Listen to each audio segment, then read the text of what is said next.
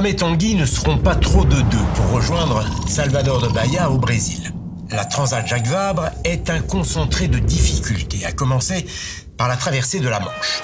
Ici se concentre 20% du trafic maritime mondial.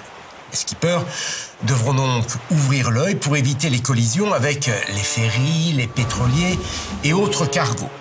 Une fois passé la pointe de Bretagne, place au golfe de Gascogne. Et là, tout dépend de la météo.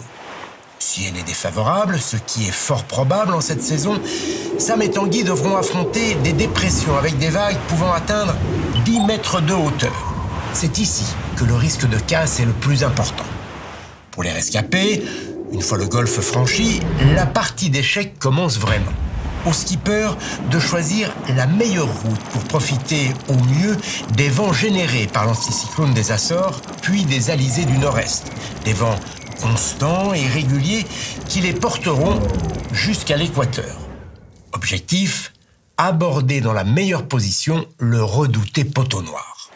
Le poteau noir est un passage crucial dans cette transat. Dans cette zone où convergent les alizés, où règne une forte humidité, les vents n'en font qu'à leur tête. Au gré des orages, ils changent constamment de force et de direction, passant de 35 nœuds à 0 en quelques secondes.